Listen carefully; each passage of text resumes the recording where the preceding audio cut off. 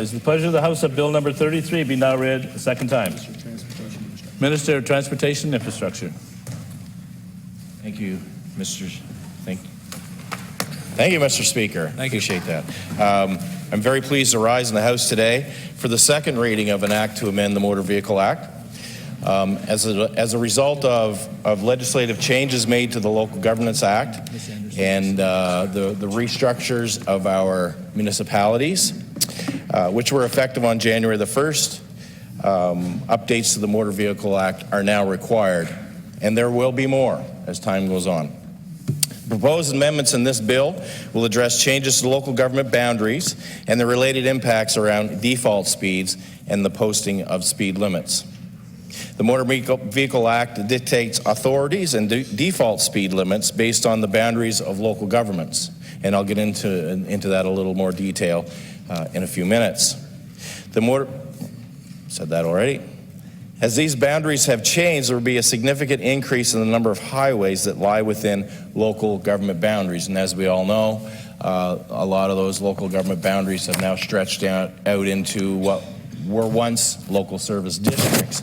But we must maintain the difference between what we've deemed as still a municipal authority or a municipal jurisdiction or responsibility, and what will still remain DTI's responsibility in those expanded jurisdictions.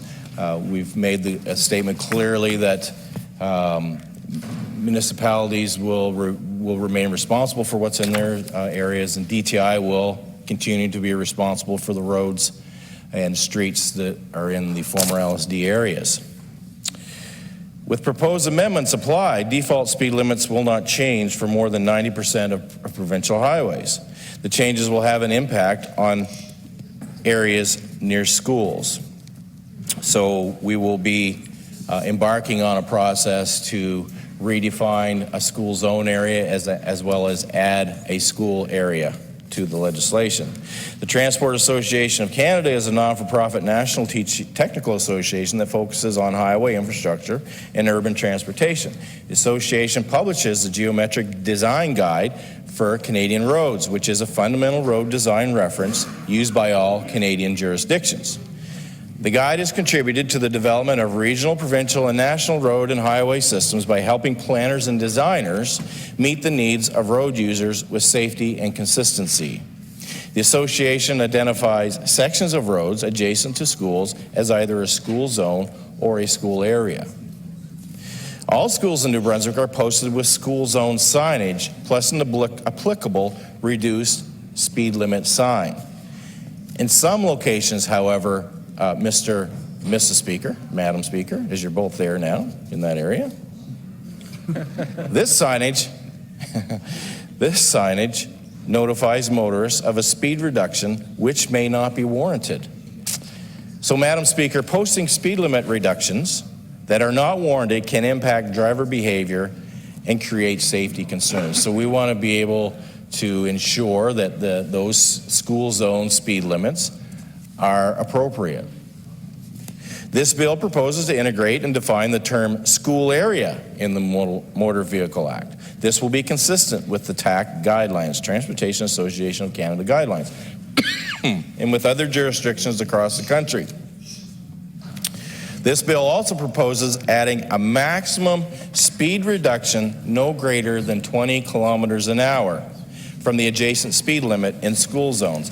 Now, I know that we'll answer some of these questions around this in committee, but what we're really trying to curb here, Madam Speaker, is when a speed limit reduction is greater than 20 kilometers an hour. We see in some areas that speed limit reductions are 60 kilometers an hour, 50 kilometers an hour at one time. It does create or can create an unsafe environment for the traveling public.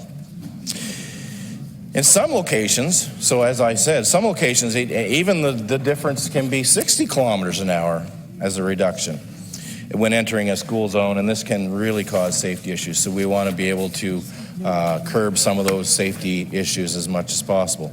Madam Speaker, there are a few other administrative housekeeping matters which are part of this bill, but again, all the proposed amendments are about protecting New Brunswickers.